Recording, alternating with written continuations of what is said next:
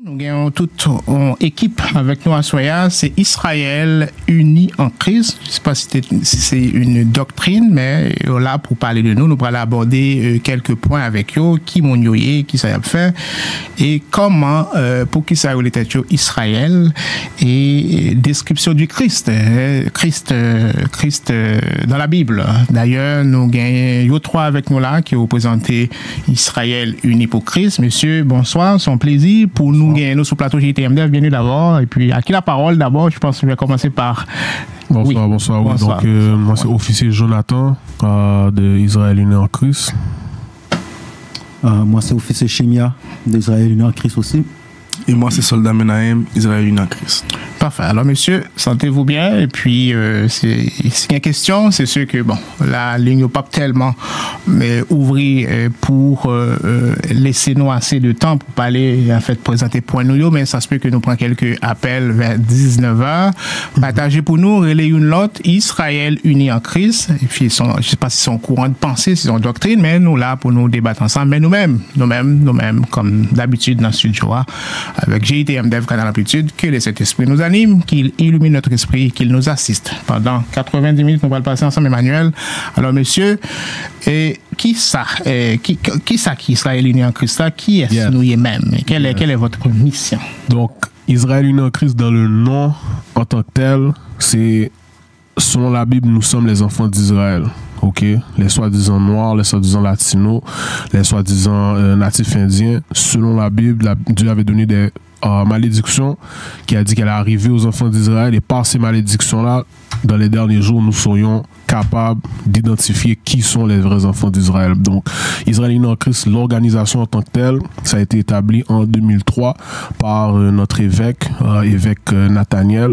Donc, encore une fois, donc la mission d'Israël Uni en Christ, c'est d'enseigner les 12 tribus d'Israël leur nationalité, de leur enseigner leur identité, leur héritage, qui est-ce qu'il est vraiment selon la Bible là, parce que nous pas qu'à joindre Haïti dans la Bible, nous pas qu'à joindre Jamaïcain dans la Bible, mais tout le monde que nous est sous la terre aujourd'hui, il y a toute origine par yo de qu'est-ce que qui côté au sorti dans la Bible là. Donc qu'est-ce que nous sommes selon la Bible, qu'est-ce que Dieu nous a appelé selon la Bible. Donc selon la Bible, selon Deutéronome chapitre 28, les malédictions que Dieu a dit qu'elle arrivait au peuple Israël dans les derniers jours, c'est comme ça qu'on est capable de savoir que nous sommes les enfants d'Israël. Si je peux me permettre de lire un verset, donc moi Ésaïe chapitre 1 verset 3. Ésaïe chapitre 1 verset 3. Donc tout partout dans la Bible, lorsqu'on lit l'histoire des enfants d'Israël, les enfants d'Israël sont en captivité. Ok, ils sont en captivité. Premièrement, ça commence en Égypte. Dieu envoie Moïse pour les sortir de la captivité dans laquelle ils étaient, sous les Égyptiens. Ensuite, ils sont entrés dans la terre promise.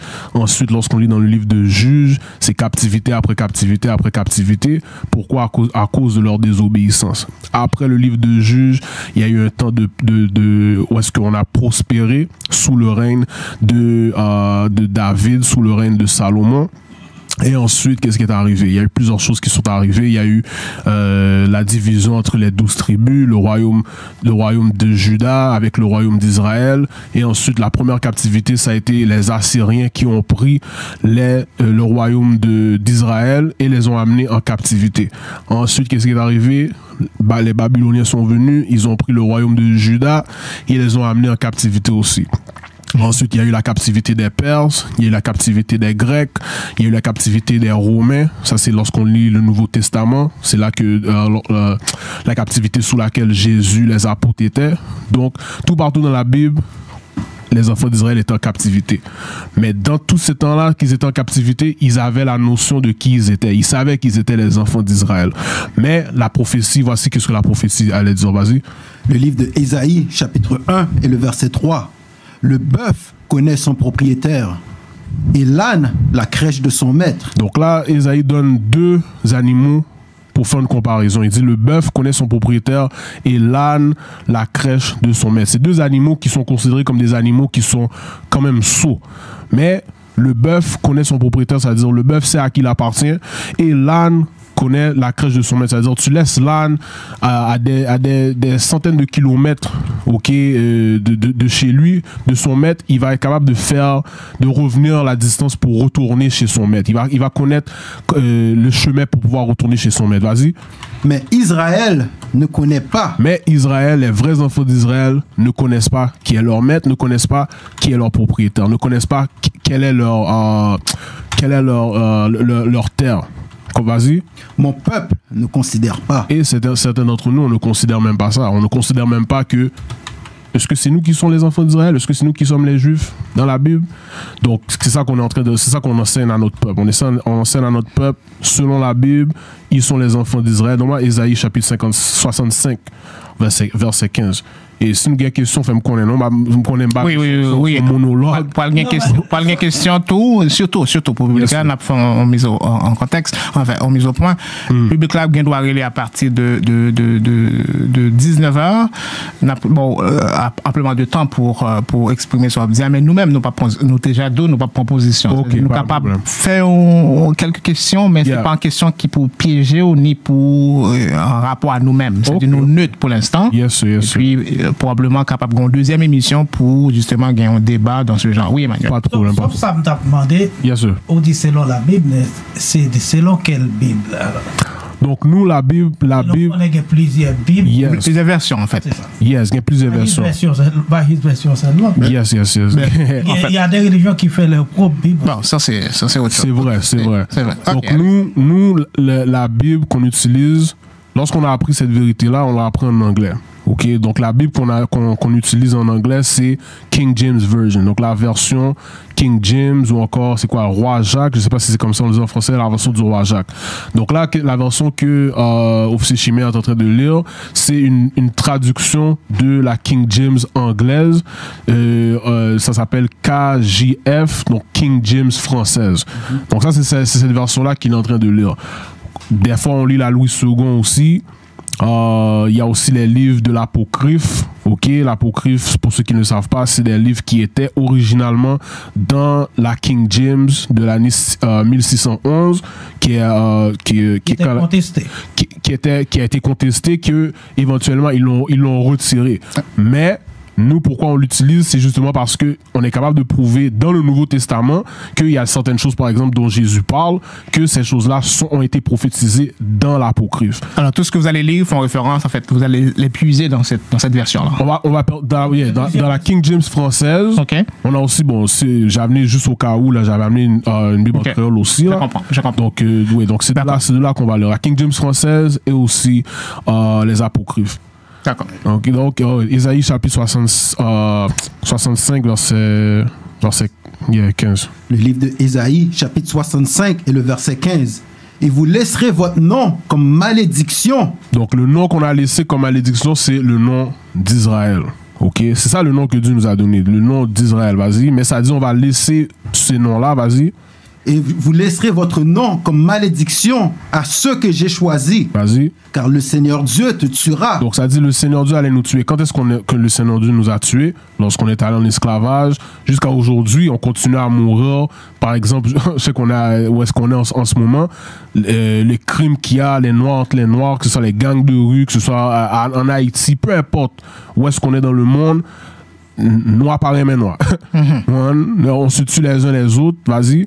Et appellera ses serviteurs par un autre nom. Et c'est quoi les autres noms par lesquels on est appelé aujourd'hui? Haïtiens, Jamaïcains, même les noms de famille qu'on a, les noms de famille, par exemple, nous Haïtiens, les noms de famille qu'on a dénotent que on a été colonisé par les Français. Si on vient de la Jamaïque, certains d'entre nous, de nos frères viennent de la Jamaïque, leur nom de famille, ça veut dire quoi? Ça veut dire des noms anglais, des noms britanniques, etc., etc. Donc, comment est-ce qu'on sait? Ça, on a juste lu 2 versets qui montrent que selon la Bible, les enfants d'Israël ne sauraient pas qu'ils sont les enfants d'Israël. Est-ce qu'on peut prouver ça de façon plus approfondie, qu'on est les enfants d'Israël? Va dans Deutéronome chapitre 28. Deutéronome chapitre 28. Deutéronome chapitre 28, c'est le chapitre primordial où est-ce qu'on peut aller et prouver que nous sommes les enfants d'Israël. Et lorsqu'on lit ces malédictions-là, il faut se poser la question, sous qui peuple malédiction ça est tombé? ceux qui disent qu'ils sont les Juifs aujourd'hui, est-ce que c'est eux ou est-ce que c'est tombé sur les soi-disant noirs, les soi-disant latinos et les soi-disant natifs indiens? Comment ça, verset 1? Le livre de Deutéronome, chapitre 28 et le verset 1. Et il arrivera que si tu écoutes soigneusement la voix de ton Seigneur, du Seigneur ton Dieu, pour observer et faire tous ces commandements que je te commande aujourd'hui, le Seigneur ton Dieu te placera au-dessus de toutes les nations de la terre. Donc tu vois la stipulation, si on observe qu'est-ce que Dieu nous a donné comme commandement à faire, qu'est-ce qu'il allait faire, il allait nous mettre au-dessus de toutes les nations sur la terre. Est-ce que Haïti est au-dessus de toutes les nations sur la terre?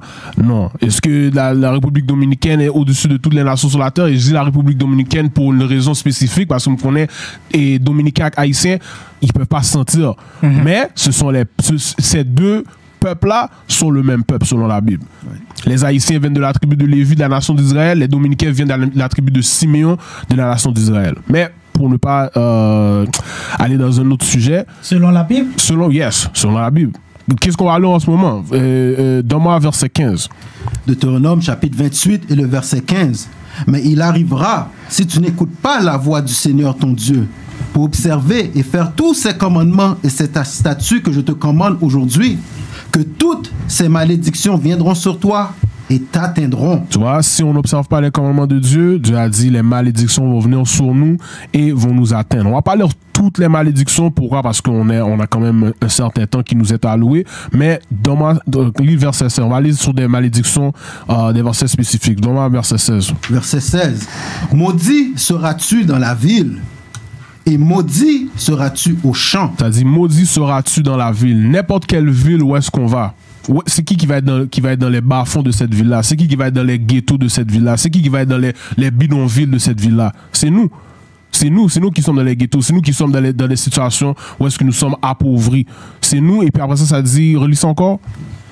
Maudit seras-tu dans la ville, et maudit seras-tu au champ. Et maudit seras-tu au champ. Quand est-ce qu'on était maudit au champ? Lorsqu'on était dans les champs d'esclavage, en train de couper des cannes, lorsqu'on était en train de bourriquer, sans paye, jusqu'au lever du soleil, jusqu'à ce que le soleil se couche. C'est à ce moment-là qu'on était maudit dans les champs, en train de prendre aux États-Unis, en train de ramasser du coton. Donc toutes ces choses-là, à qui est-ce que ça arrivait? Dieu a dit que ça allait arriver aux enfants d'Israël. Donne-moi verset 30. Verset 30. Tu te fianceras. C'est quoi? Donne-moi verset 29. Verset 29. Et tu iras tâtonnant en plein midi, comme l'aveugle tâtonne dans l'obscurité. Donc tu vois, tu iras tâtonnant en plein midi, comme l'aveugle tâtonne dans l'obscurité. Quel genre d'aveuglement est-ce que ça parle? On a des yeux, la majorité d'entre nous, je ne parle pas de ceux qui sont physiquement aveugles, la majorité d'entre nous qui sommes capables de voir. Dieu a dit qu'en plein midi, c'est comme si notre machine en fait noir. On va pas être capable de voir. Voir quoi? Voir premièrement qui nous sommes, qu'est-ce que Dieu demande de nous dans les derniers jours. Toutes ces choses-là, c'est en relation avec quoi? Perte d'identité, perte d'héritage. Relis ça encore. Et tu iras tâtonnant en plein midi, comme l'aveugle tâtonne dans l'obscurité. Vas-y. Et tu prospéreras pas dans tes chemins. Vas-y. Et tu ne seras qu'opprimé et pillé à toujours. Tu ne seras qu'opprimé et pillé à toujours. Opprimé et pillé à toujours. Regardez Haïti. Est-ce que Haïti est opprimé et pillé jusqu'à toujours? Yes. Regardez en Afrique. Est-ce que les nations noires qui ont des bonnes ressources, qui ont l'Europe n'a pas de ressources naturelles. Comment est-ce que l'Europe est capable d'être un pays de première, comment il dit ça, un pays du premier monde? Et les pays qui ont des ressources sont considérés comme étant des pays du tiers-monde. Pourquoi? Parce que selon la Bible dit que ces pays-là, qu'est-ce qui est arrivé là, aux enfants d'Israël qui vivent dans ces pays-là? Tu ne seras qu'opprimé et pillé à toujours. Vas-y. Et aucun homme ne te sauvera. Et aucun homme ne te sauvera. La seule personne qui peut nous sauver de ces conditions-là, c'est Jésus. Jésus-Christ, notre sauveur. Continue. Tu te fianceras à une femme, et un autre homme couchera avec elle. Ça nous est pas arrivé en esclavage. Si le maître d'esclave, on peut avoir une fille, on peut avoir une femme. Le maître d'esclave vient et puis le maître d'esclave dit, je veux ta fille, je veux ta femme. Est-ce qu'on avait quoi que ce soit à dire? Est-ce qu'on était capable de se lever pour dire non? Non. Pourquoi? Parce qu'ils avaient du pouvoir au-dessus de nous, ils avaient autorité au-dessus de nous. Ça dit quoi, relis ça encore? Tu fianceras à une femme et un autre homme couchera avec elle. Vas-y. Tu bâtiras une maison et tu n'y demeureras pas. On a bâti plusieurs maisons. Là, aux États-Unis, la Maison Blanche. Qui a bâti la Maison Blanche? Les Noirs ont bâti la Maison Blanche. Il y a plein de maisons qu'on a bâties tout autour du monde. Dans les Amériques, dans les Antilles, tout partout. C'est nous qu'on a bâti ces maisons-là en esclavage. Mais qu'est-ce qui est arrivé? La Bible dit, tu vas bâtir ces maisons-là, mais tu n'y demeureras pas. Vas-y.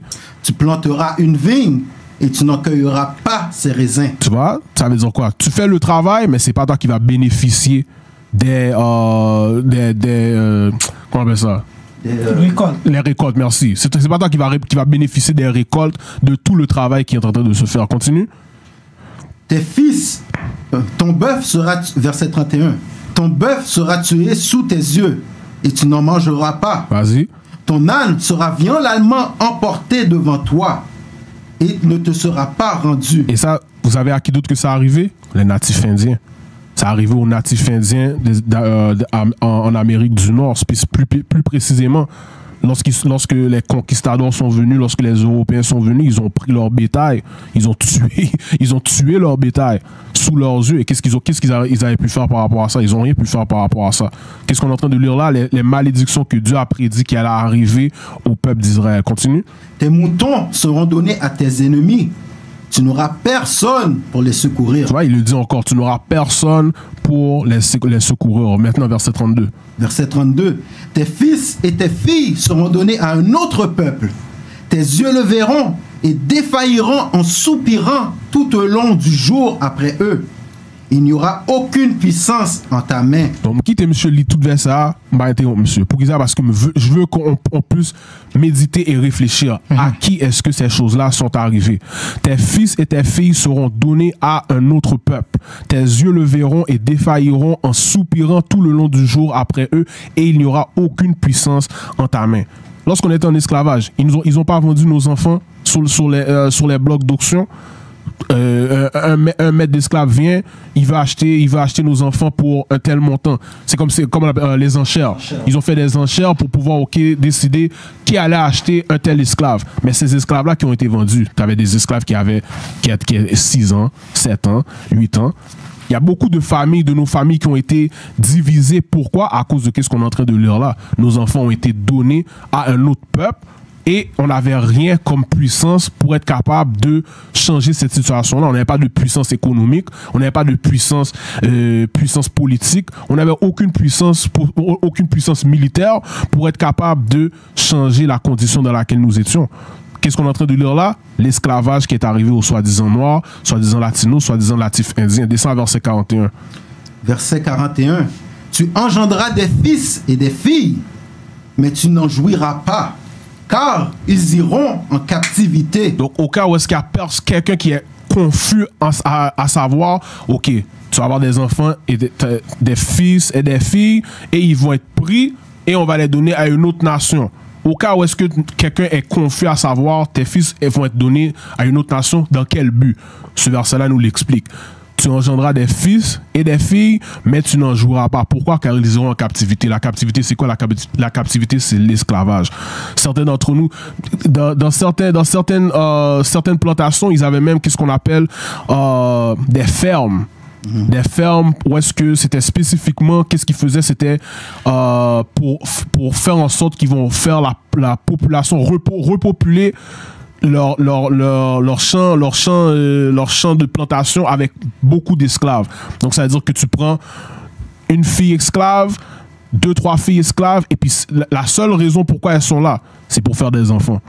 Tu vas prendre un esclave mâle, un grand esclave mâle qui est fort, qui est grand, qui est fort, tu vas le mettre avec une autre esclave. C'est comme quand ils font avec les chiens.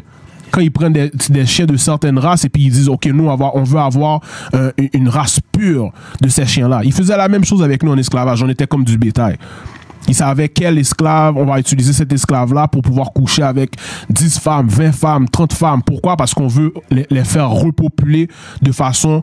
on veut avoir beaucoup d'esclaves.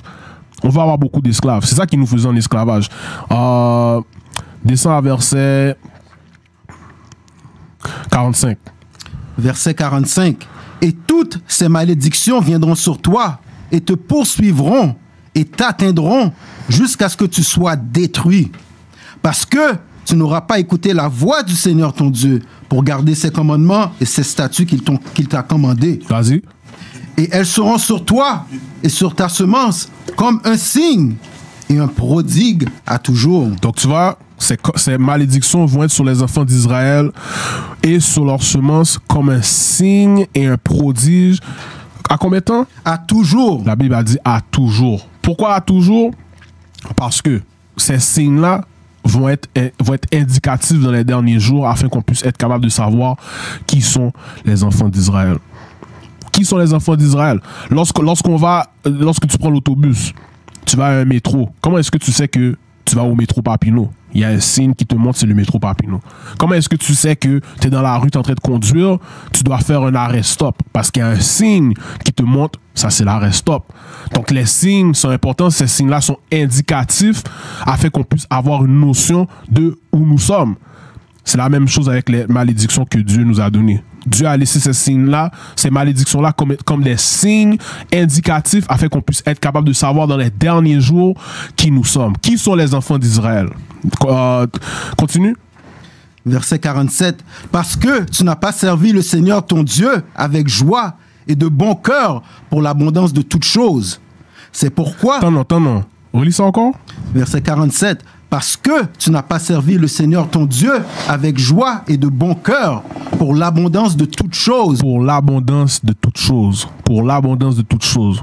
Est-ce que vous savez qu'est-ce que ça veut dire pour l'abondance de toutes choses? Ça veut dire n'importe quoi qu'on avait besoin, c'est Dieu qui allait nous le donner. Incluant la terre entière. Yes! La terre entière a été créée pour les enfants d'Israël. Donc, n'importe quoi qu'on avait besoin dans la terre, c'est Dieu qui allait nous donner. Donc, parce qu'on n'a pas voulu servir Dieu comme Dieu nous a ordonné avec ses commandements, avec joie et bon cœur, qu'est-ce qui allait arriver? Verset 48. Verset 48. C'est pourquoi tu serviras tes ennemis que Dieu enverra contre toi. Tu vois? C'est pourquoi tu serviras. Qui est ça, qui? Tes ennemis. Non, tes amis. Tes ennemis. Non, tes amis. Tes ennemis. La Bible a dit tu serviras tes ennemis. Vas-y. Que Dieu enverra contre toi. Que Dieu enverra contre toi. Donc, c'est comme si Dieu a dit, ok, nous pas les servir, mais ben ok, pas un problème. Ma voyez ennemi nous, sous nous. Tu ne veux pas me servir? Ok. Tu vas servir tes ennemis. Pourquoi? Vas-y. Dans la faim. N'importe qui soit besoin de manger. Tu vas servir tes ennemis. Qui contrôle IGA? Qui contrôle Provigo? Qui contrôle Maxi et compagnie? Pas les Noirs qui contrôlent ça. Tu dois servir, tu dois travailler, et puis après ça, tu dois aller. Tu dépends de les chaînes de restaurants, les chaînes de comment tu dis ça? De distribution. Et puis, merci, les chaînes de distribution, les chaînes d'épicerie. Import-export. Import-export, tu dépends de ça. Pourquoi? Pour pouvoir te nourrir. Vas-y. Dans la soif. Dans la soif, même chose pour l'eau. Si l'eau c'est une ressource naturelle. Réfléchissez 2 secondes. Lorsque les natifs indiens étaient là tout seuls sur la terre aujourd'hui, sur la terre avant que les Européens viennent, est-ce qu'ils avaient à payer pour de l'eau? Tu sais quoi, Menaïm, donne-moi Lamentation. Garde ça pour moi. Lamentation 5. Je crois que c'est 5 verset 5. Tu sais ce que je veux? Ok. Est-ce que les natifs indiens devaient payer pour de l'eau? Non, c'était des ressources naturelles. C'est les ressources naturelles que Dieu a créées pour nous. Mais là, aujourd'hui, si tu ne payes pas ton bill d'hydro, qu'est-ce qui va arriver? Tu n'as plus d'eau. Hydro-Québec, tu vas plus avoir de l'eau. Donc, toutes ces choses-là, Dieu nous fait comprendre. Ces choses-là étaient à vous. Tout ce que vous avez à faire, c'était me servir. Parce que vous n'avez pas voulu me servir, et bien maintenant, vous allez devoir servir des autres nations afin que vous puissiez avoir accès à le strict minimum. Les affaires minimum qu'on a besoin pour vivre. Manger, eau, continue.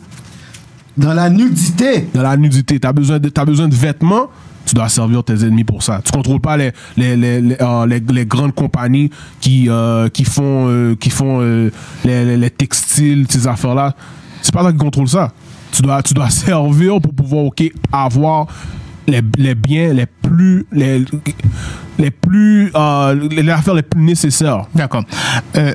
Officier Yawa Nathan. Yes, Deux choses. On va demander au public de partager pour nous. Vas-y. Partager l'émission et pour qu'on puisse joindre le plus grand nombre de personnes possible. Moi, j'ai une petite question. Je vais te laisser continuer à élaborer.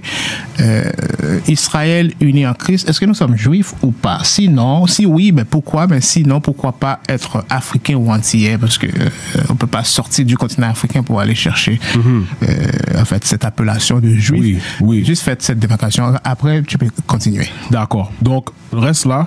Va dans Luc chapitre 21. Luc chapitre 21, verset 24. Luc chapitre 21, tu sais quoi, commence à verset 20. Donc, c'est une bonne question. Oui. Est-ce qu'on est juif ou est-ce qu'on est africain? Voilà. La terre d'Israël aujourd'hui. OK, la terre d'Israël aujourd'hui. Qu'est-ce qu'on vient juste de lire dans Deutéronome 28? Souvenez-vous, on est sorti d'Égypte. OK? Lorsqu'on est sorti d'Égypte, on a marché de l'Égypte pour aller à la terre de Canaan, qui après ça a été appelée la terre d'Israël. On a marché. Est-ce qu'aujourd'hui on est capable de marcher de l'Égypte pour aller dans la terre d'Israël? Non. Pourquoi? Parce qu'il y a quelque chose qui a été bâti, ça s'appelle le canal de Suez, qui a été bâti. OK, dans les années 1800, ça a été complété en 1869. OK? Donc, pourquoi est-ce que ce canal-là a été bâti? On va vous dire, oh oui, c'était pour le commerce, c'était pour ci, c'était pour ça. Mais une des raisons pour laquelle ça a été bâti, c'est justement pour séparer la terre d'Israël de la terre de l'Afrique. Donc aujourd'hui, lorsqu'on pense à la terre d'Israël, il n'y a personne qui pense à l'Afrique. Ensuite, qu'est-ce qu'ils ont fait? Au même moment où est-ce qu'ils ont créé le canal de Suez, ils ont créé un terme qui s'appelle le Moyen-Orient.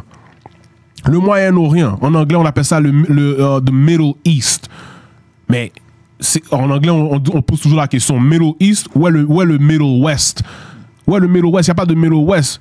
Tout ça, c'est des choses qui ont été créées justement pour que les vrais enfants d'Israël puissent ne pas être capables de se relocaliser afin de savoir que leur terre, c'est vraiment Israël. Donc, la terre d'Israël, initialement, était localisée en Afrique.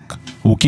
C'est pour ça qu'on était capable de marcher de la terre de l'Égypte, qui est dans le nord de l'Afrique, pour aller dans la terre d'Israël. Maintenant, Lisa, qu'est-ce qui est arrivé dans le temps de Christ? Vas-y. Luc 21 et le verset 20. Et quand vous verrez Jérusalem environnée d'armées, sachez alors que sa désolation est proche. Donc, Christ a prophétisé que Jérusalem allait être détruite. Elle allait être détruite. Okay? Qui allait venir pour détruire Jérusalem? C'était les Romains. Les Romains sont venus en l'an 70 après Christ. Vas-y. Alors que ceux qui sont en Judée s'enfuient vers les montagnes. Stop. Alors que ceux qui sont en Judée s'enfuient où? S'enfuient vers les montagnes. Les montagnes dans lesquelles nous avons fui lorsque les Romains sont venus pour détruire Jérusalem, on s'est enfui en Afrique. La preuve qu'on s'est enfui en Afrique, Matthieu chapitre 2, verset 13. Matthieu chapitre 2, verset 13. Lorsque Jésus était bébé, qui voulait tuer Jésus? Tu avais un roi qui s'appelait Hérode, un Romain. OK? Un Romain qui voulait tuer Jésus. L'ange est apparu à Joseph pour donner les instructions à Joseph à savoir qu'est-ce qu'il allait faire. Voici qu'est-ce qu'il allait faire. Matthieu chapitre 2, verset 13. Matthieu chapitre 2, verset 13. Et lorsqu'ils furent partis, voici, l'ange du Seigneur apparut en rêve à Joseph, disant, lève-toi, prends le jeune enfant et sa mère, et fuis en Égypte. Fuis où? Fuis en Égypte. Donc là, l'ange est en train d'apparaître à Joseph où? Dans la terre d'Israël, à Bethléem. Il lui a dit, fuis où? Fuis en Égypte, fuis en Afrique. On va toucher sur la description du Christ, mais ça, c'est une autre preuve que le Christ, c'est impossible que le Christ eût été blanc. L'ange a dit à Joseph, fuis en Afrique, fuis en Égypte. Pourquoi? Parce qu'il y a des Noirs qui sont en Égypte. Jésus était un bébé, Jésus était noir. Joseph était noir, Marie était noire. Si Jésus était blanc, c'est impossible qu'il n'aurait pas été reconnu en Afrique, un bébé blanc qui est en Afrique, qui est en Égypte. Donc Jésus était un homme noir, on va toucher sur ça aussi. Mais lis encore. Et lorsqu'ils furent partis, voici l'ange du Seigneur apparut en rêve à Joseph, disant, lève-toi, prends le jeune enfant et sa mère, et fuis en Égypte. Fuis en Égypte, fuis en Afrique. Tu peux finir le verset, vas-y. Et demeure là, jusqu'à ce que je te dise. Car Hérode cherchera le jeune enfant pour le tuer. Donc Hérode voulait tuer Christ. Un Romain voulait tuer. Un homme blanc, un Européen voulait tuer Christ. Pourquoi est-ce qu'on va là? Parce que les mêmes montagnes que Jésus nous a dit, lorsque vous allez voir les Romains venir envahir Jérusalem, fuyez vers les montagnes, c'est vers ces mêmes montagnes-là qu'on s'est enfui. Les mêmes montagnes où est-ce que Joseph a pris Jésus et Marie et se sont enfuis, c'est les montagnes d'où? C'est les montagnes d'Afrique en Égypte. Retourne dans Luc chapitre 20. Luc chapitre 21 et Luc chapitre 21 et le verset 21. Alors que ceux qui sont en Judée s'enfuient vers les montagnes, et que ceux qui sont au milieu d'elles partent, et que ceux qui sont dans les campagnes ne rentrent pas, car ce seront là les jours de vengeance. Ça seront là les jours de vengeance. Les jours de vengeance, c'est qu'est-ce qu'on était juste en train de lire dans Deutéronome chapitre 28. On n'a juste pas touché sur les versets. Qu'est-ce que Jésus a dit? Ce sont là les jours de vengeance. Vas-y. Afin que toutes les choses qui sont écrites puissent être accomplies. Toutes les choses qui sont écrites où? Deutéronome chapitre 28, versets 15 à 68. Ces choses-là, Jésus nous faisait savoir, ces choses-là doivent être accomplies. Qu'est-ce qui va arriver? Jérusalem va être détruit. Lorsqu'on lit les malédictions dans Deutéronome 28, certains d'entre nous ont dû se résoudre au cannibalisme. Pourquoi? Parce que qu'est-ce que les Romains ont fait? Les Romains ont bloqué toute entrée de nourriture, toute entrée l'approvisionnement. Exactement, l'approvisionnement. Ils ont bloqué tout ça. Et on a dû se résoudre à quoi? On a dû se résoudre au cannibalisme, en train de manger nos propres enfants. Ça, on peut lire dans Deutéronome chapitre 28. Qu'est-ce qu'on était juste en train de lire? Donc, qu'est-ce qui est arrivé? Ça, c'est lorsque les Romains sont venus pour assiéger la terre de Jérusalem. Où est-ce qu'on s'est enfui? On s'est enfui en Afrique. Continue. Verset 23. Mais malheur aux femmes enceintes et à celles qui allaiteront en ces jours-là, car il y aura une grande détresse dans le pays et courroux contre ce peuple. Continue. Et ils tomberont sous le tranchant de l'épée et seront menés captifs dans toutes les nations. Donc les enfants d'Israël seront menés captifs, vont tomber sous le tranchant de l'épée. Le tranchant de l'épée de qui? Des Romains. Les Romains qui sont venus, c'est le général Vespasien, général Titus, qui sont venus, qui ont détruit la terre qui ont détruit Jérusalem. Ils ont pillé le temple, ils ont détruit le temple. Et qu'est-ce qui est arrivé? Des millions de Juifs noirs se sont enfuis pour aller où? Ils sont allés en Afrique. Vas-y. Et Jérusalem sera piétinée par les gentils. Et depuis ce temps-là, les vrais enfants d'Israël n'ont pas remis pied à Jérusalem. Qui va habiter Jérusalem? Ça te dit les gentils, ça veut dire quoi? Les autres nations, vas-y. Jusqu'à ce que le temps des gentils soit révolu. Jusqu'à temps que Christ revienne. Et c'est pour ça aujourd'hui, qui habite dans la terre de Jérusalem? T'as les deux nations, t'as les Palestiniens, t'as les Israéliens. Mais les vrais enfants d'Israël, la Bible te dit, ils seraient où? Ils seraient amenés captifs parmi toutes les nations. Donc, pour répondre à ta question, Eric, oui, selon la Bible, nous sommes les Juifs. D'accord. C'est nous-mêmes qui sont les vrais Juifs de la Bible. Est-ce qu'on est éparpillés en Afrique? Oui. On a des Juifs qui sont au Nigeria, qui sont au Libéria, qui sont au Ghana. Tu comprends? Mais selon la Bible, nous sommes les enfants d'Israël, nous sommes les vrais Juifs. Alors, nous prenons ça en ce côté, c'est-à-dire, nous pas qu'à dire que sont africains ou antillais, qu'à plus, appellation ça qu'à plus pour moi, si me dit que c'est un juif, c'est ça? Parce que l'on fait recherche sur le mot d'Afrique, right? Africain. L'Afrique a été colonisée à un certain moment par un Romain appelé Léo, Psaume 49, verset 11. Léo Scipio Africanus. Oui. OK? Léo Scipio Africanus. De la même façon que les Amériques aujourd'hui sont nommées après qui? Après un explorateur italien appelé Amerigo Vespucci. Donc, je vais faire mon point, mais lis ça. Parce que ça aussi, c'est prophétisé dans la Bible. Lis ça. Psaume 49, verset 11. Psaume chapitre 49 et le verset 11. Leur pensée intérieure est que leurs maisons dureront pour toujours. Donc, tous les empires qui sont montés sur la terre, il n'y a aucun empire qui vient sur la terre en pensant que un jour, mon empire va tomber. Ou un jour, mon empire va finir. Non. Tous les empires qui viennent sur la terre, dans leur pensée, c'est quoi? Leur pensée, c'est qu'ils vont régner à toujours. Vas-y. Et leur demeure de génération en génération. Vas-y. Ils appellent leur terre de leur propre nom. Tu vois? Ils appellent quoi? Ils appellent leur terre de leur propre nom. Donc, même le continent d'Afrique, le continent d'Afrique est nommé après qui? Est nommé après un Romain, un général romain appelé Léo Scipio Africanus. Donc de dire qu'on est africain, non. Même ça, c'est erroné. On ne peut pas dire qu'on est africain. On est, selon la Bible, qu'est-ce que Dieu nous a appelés? Nous sommes les Juifs, nous sommes les enfants d'Israël. Ok, mais ça, est-ce que ça c'est une déclaration ou juste lire la Bible ou dire c'est vous-même, mais c'est par rapport parce que Haïtiens partout, ou dit ça, du moins. Et Israéliens qui l'autre boyo, c'est qui côté ils sorti? C'est une bonne question. D'où est-ce qu'eux ils sortent? Donc, si nous sommes les enfants d'Israël, Israël, tu sais c'est quoi le verset où est-ce que le nom de Jacob a été changé? Genèse. Yeah, dans Genèse.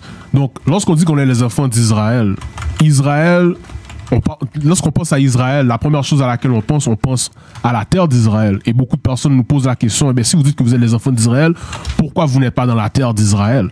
Mais Israël est un peuple avant que Israël soit une terre. Et lorsqu'on dit qu'on est les enfants d'Israël, ça veut dire quoi? Ça veut dire qu'on descend d'un homme que son nom était Israël. Mais avant que son nom soit Israël, son nom était quoi? Son nom était Jacob. Exactement. Donc, lis ça rapidement. Le livre de Genèse, chapitre 32 et le verset 28. Et il dit, ton nom ne sera plus appelé Jacob, mais Israël. Vas-y. Car comme un prince, tu as rivalisé avec Dieu et avec les hommes, et tu as prévalu. Donc tu vois la signification du nom Israël. Donc lorsqu'on dit on est les enfants d'Israël, on doit comprendre que il y a la valeur qui vient avec ça, tu comprends? Donc si la Bible dit qu'on est les enfants d'Israël, de changer ça pour dire j'ai grandi, on m'a appris que je suis un Haïtien, c'est Haïtien mien. Non, mais quand tu comprends que tu es un enfant d'Israël, tu sais que c'est ça qui a de la valeur. Tu comprends? Tu sais que c'est ça qui a de la valeur. Tous les autres noms qu'on a reçus, les noms qui nous ont été donnés, c'est pas des noms qu'on peut trouver dans la Bible, c'est pas des noms qui sont bibliques. Ok? Maintenant, on était dans Deutéronome, va dans Menaïm, Deutéronome 28, verset 37, et je réponds à la question que tu m'as posée. Les Israéliens qui coûtent au sorti, on va trouver ça. Si nous, on est capable de voir d'où est-ce qu'on vient dans la Bible, est-ce qu'on est capable de voir d'où est-ce que les autres nations viennent dans la Bible? Bien sûr. D'accord. Vas-y, Deutéronome 28, verset 37, et...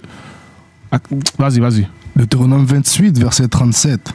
Et tu deviendras un sujet d'étonnement, un proverbe et une risée parmi toutes les nations où le Seigneur te conduira. Tu vois, un sujet d'étonnement, un proverbe et une risée parmi toutes les nations où le Seigneur te conduira.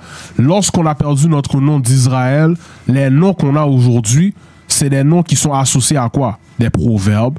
C'est des noms qui sont associés à quoi? Risée. Parmi toutes les nations où est-ce que Dieu a nous amener. Lorsqu'on s'appelle haïtien, lorsqu'on s'appelle... C'est bon, on peut dire antillais parce qu'on sait, bon, Haïti, c'est la perle des Antilles. On peut dire qu'on est antillais, ouais, il n'y a pas de problème avec ça, mais comment est-ce que Dieu nous appelle? Dieu nous appelle les enfants d'Israël. Les Jamaïcains, par exemple, le mot Jamaïque vient de où? Le mot Jamaïque, c'est terre de bois et de l'eau. Portoricain. C'est quoi? Port riche. Donc, tous ces mots-là, ça, c'est les mots, c'est des noms que, lorsque les colonisateurs sont venus, c'est eux qui ont mis ces noms-là sur le peuple. L'ironie, les portoricains, port riche, ils sont venus, ils ont pillé les ports pour s'enrichir, et maintenant, le peuple de Porto Rico, est-ce qu'ils sont dans la richesse, ils sont dans la pauvreté? Donc, tout ça, ok, c'est quoi? C'est des noms associés à quoi? Associés à la risée, des proverbes, et c'est pas des noms qui sont associés avec ce que Dieu nous a donné comme étant nos noms.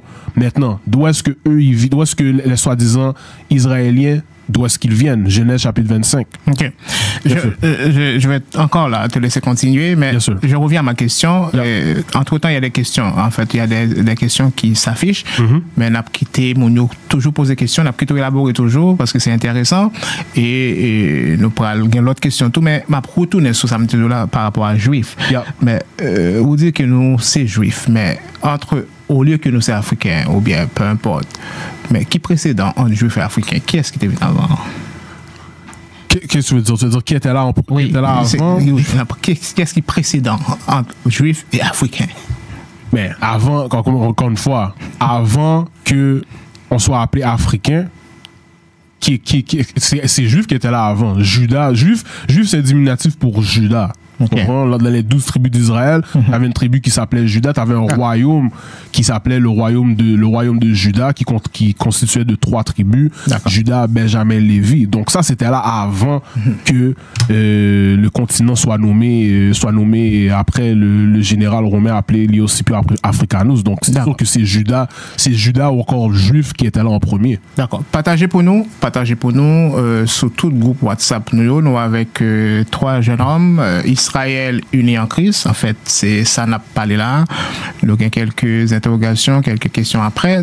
Toujours nous sur 4 plateformes. Tapez GITM Dev Canal Amplitude, ou bien nous sur YouTube, ou bien nous sur Facebook, ou bien nous sur site internet nous www.gitmdev.com et ou bien nous tous sur chaîne privée nous Roku TV, toujours gitmdev.com et Canal Amplitude. Nous avec deux officiers, un soldat sur plateau. Il y a l'autre monde dans backstage là, probablement, qui accompagne nous. Et puis, on a parlé d'Israël. Nous sommes d'Israël, mais qui sont vraiment les Israélites? Et puis, c'est quoi en pensée où? C'est peut-être doctrine. Mais nous avons l'autre question qui vient après. On a toujours quitté élaboré parce que nous avons 2 autres questions parce que nous allons parler qui est Christ. Yes, sir, yes, qui est-ce qui sir. est Christ et puis origine. Voilà. Yes, donc rapidement, ce que je t'ai demandé? Genèse 25.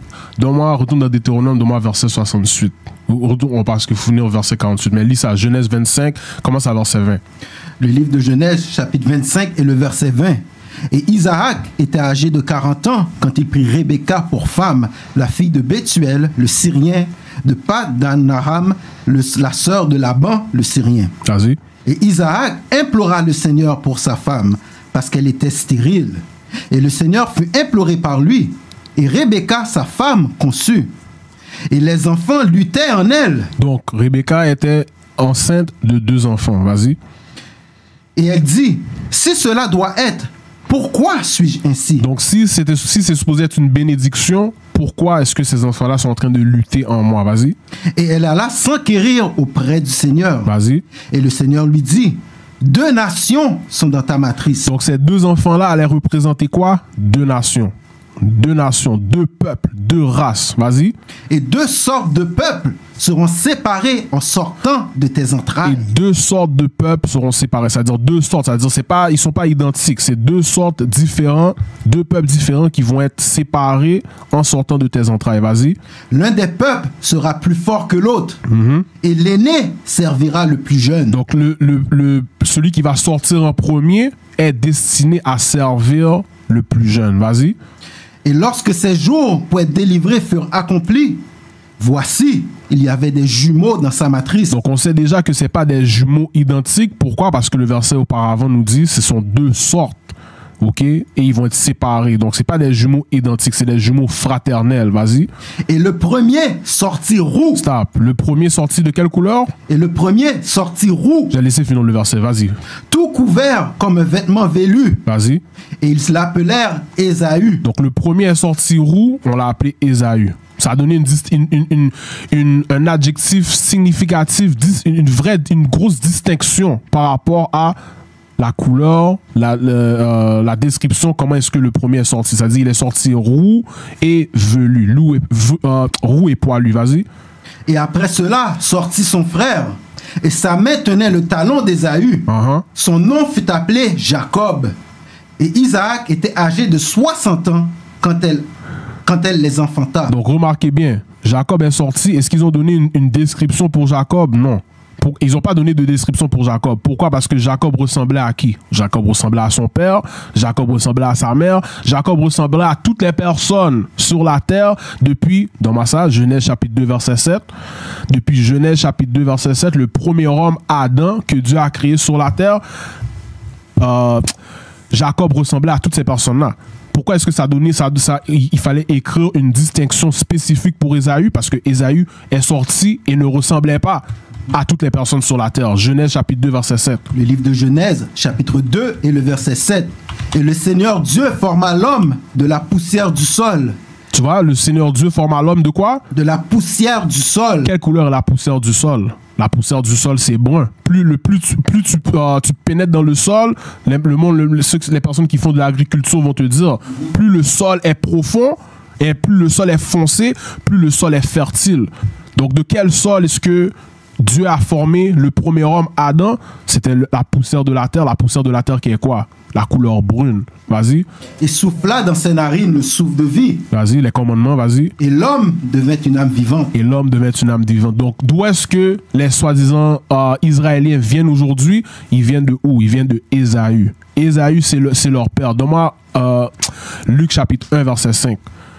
Luc chapitre 1, verset 5. Parce que c'est pas la première fois qu'on a des descendants d'Ésaü qui se proclament comme étant être juifs. C'est pas la première fois. On a parlé d'Hérode un petit peu auparavant. C'est eux ils ont été convertis depuis dans ce temps-là.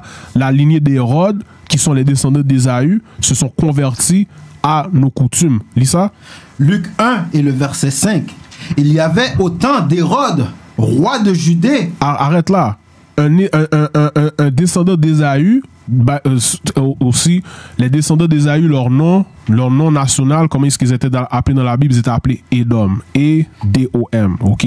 Donc, lorsqu'on parle de Ésaü, on parle des enfants d'Édom ou encore les Édomites. Donc là, on a un Édomite qui est en train de régner en Judée, qui est en train de régner sur les Juifs noirs.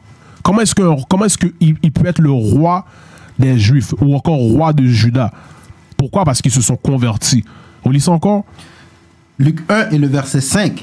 Il y avait au temps d'Hérode, roi de Judée, un certain prêtre nommé Zacharie, du rang d'Abia.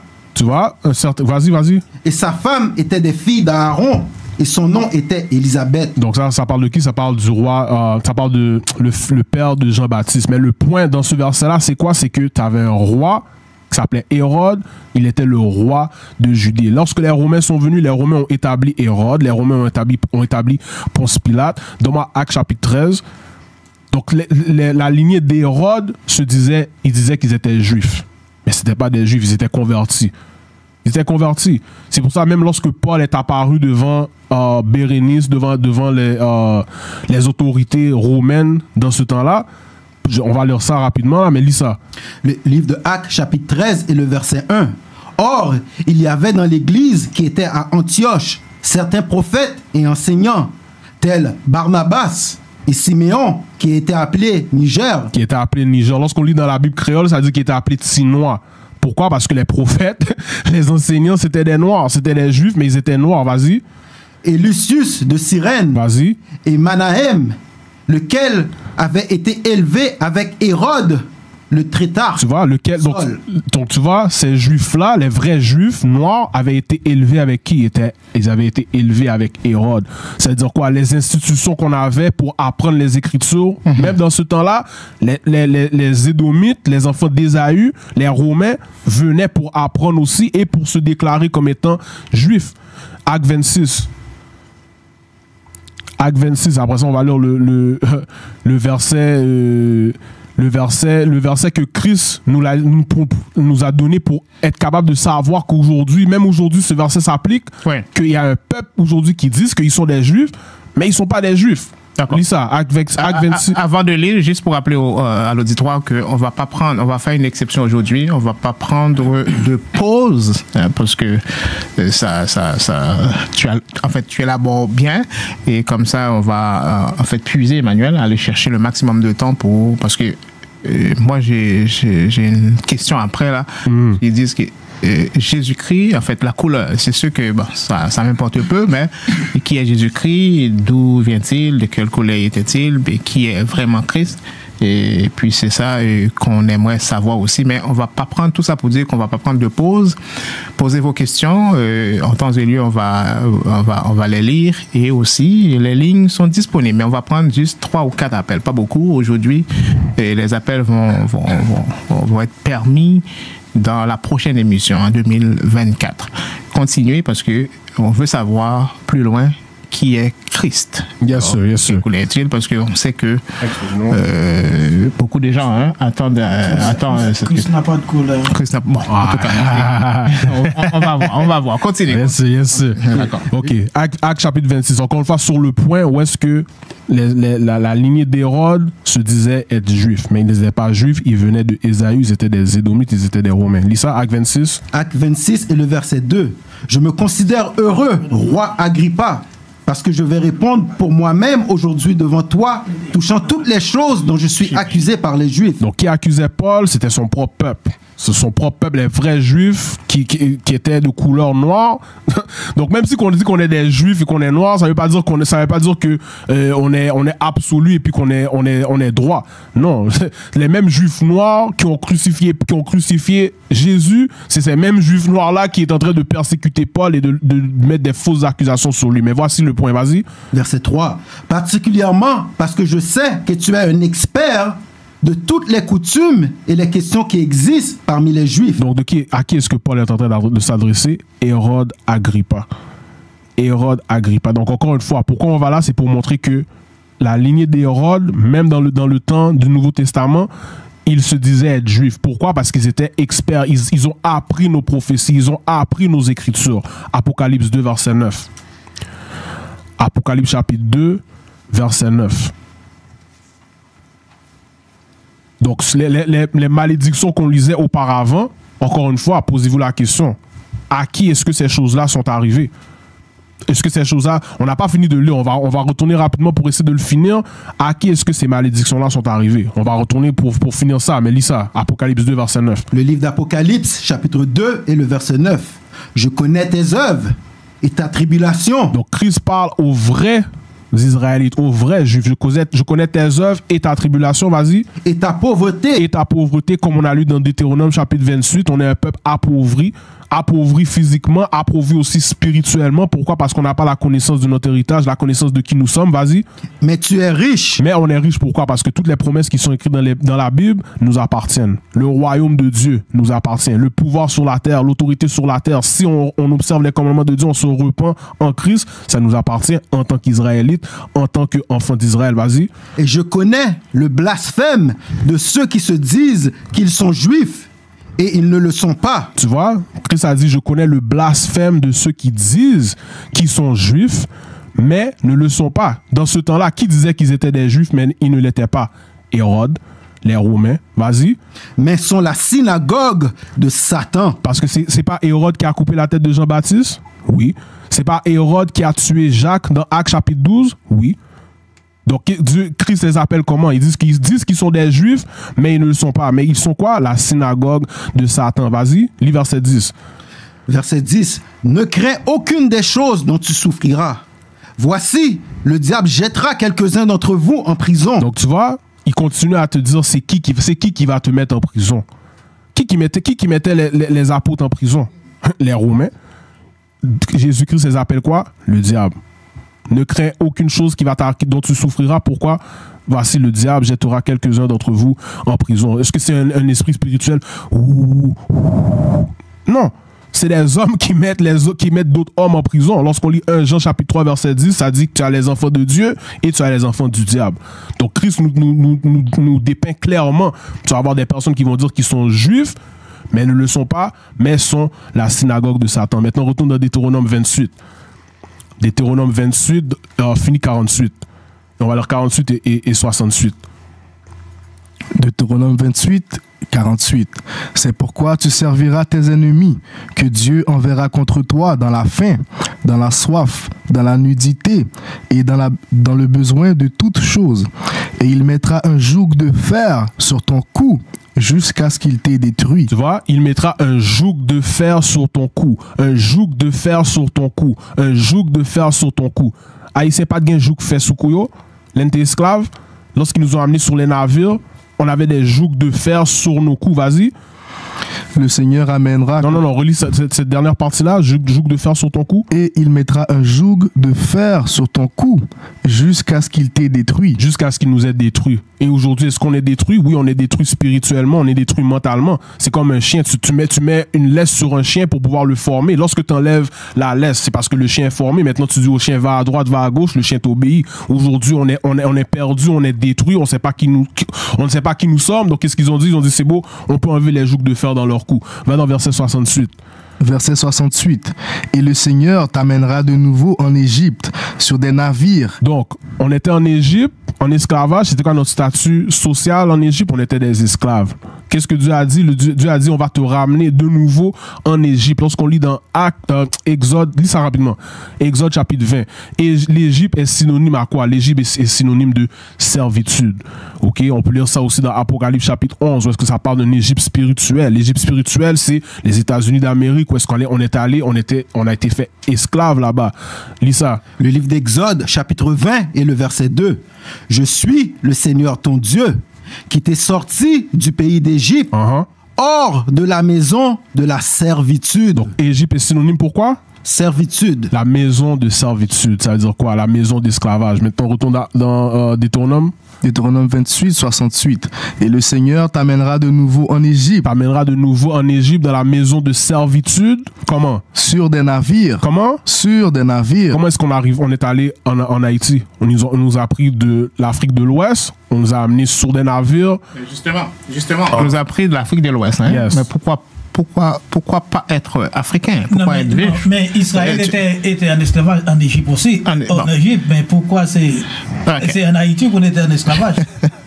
Bon, mais Haïti, tu vois, Haïti, encore une fois, quand ça dit le Seigneur t'amènera de nouveau en Égypte, est-ce que les enfants d'Israël sont retournés en Égypte? Les enfants d'Israël ne sont pas retournés en Égypte. C'est pas que ce que je vous montre, c'est que l'Égypte, dans ce verset-là, c'est pas l'Égypte, la terre d'Égypte en tant que telle. La terre d'Égypte en tant que telle, on a marché, on est sorti de l'Égypte en marchant. Dieu nous dit qu'il va nous amener dans une Égypte par des navires. Haïti, c'était quoi? C'était le Saint-Domingue. C'était comme l'Égypte pour nous. Pourquoi? Parce qu'on a servi comme esclaves. Ça ne va pas c'était comme des. Oui. C'était une seule île là. Non, c'est bon. Et après, on divisé, mais c'était une seule île. Oui, l'île d'Hispaniola. D'accord. Qu'on appelle les Haïti, Saint-Domingue, Hispaniola. D'accord. Tu vois le point. Le point, c'est qu'on a été amené dans ces îles-là, aux États-Unis. On a été amené au Canada. On a été amené tout partout, dans les quatre coins du monde, comme esclaves. La Bible dit quoi? Par des navires. Vas-y. Et le Seigneur t'amènera de nouveau en Égypte sur des navires, par le chemin dont je t'ai parlé. Tu ne le reverras plus. La terre d'Israël, tu ne reverras plus. Vas-y. Non. Et là, vous serez vendus à vos ennemis pour être hommes et femmes en servitude. Vous serez vendus à vos ennemis pour être quoi?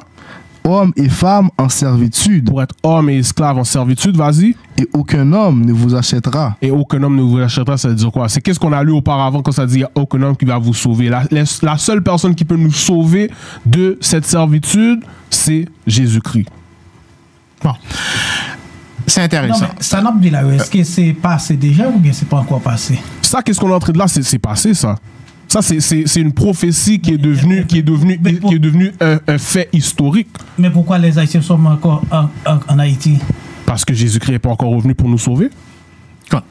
Alors, partagez pour nous, s'il vous plaît. Partagez. C'est intéressant. Jésus doit revenir pour nous sauver? Oui. On n'attend pas que Jésus revienne pour nous sauver? Non, Jésus reviendra chercher ceux qui obéissent à la parole de Dieu. On ne prendra pas de position. On ne prendra pas de position parce que j'avais dit au préalable, juste pour éclaircir quelque chose, il va avoir une réplique, c'est sûr certain qu'il va avoir une réplique en 2024 pour comme toi et moi. On va être des modérateurs. On fait appel aux autorités ecclésiastiques. Déjà, Emmanuel. Et on dit aussi. Ouais. Toute la vie d'Israël, il connaît des guerres. C'est combien de fois les Haïtiens font la guerre? Alors. Combien de fois les Haïtiens ont fait la guerre? Bon, c'est quoi? J'essaie de comprendre le contexte de cette question. Selon la Bible, la vie d'Israël, c'est une vie de guerre qu'on a menée aussi. OK. Bon, il a le droit de répondre ou pas. Mais on a beaucoup de questions, d'accord? Vous avez quelques minutes pour parce que ma question initiale, selon le plan, et qui est Christ? Yes. Ok. Est-ce qu'il y a une couleur, une identité?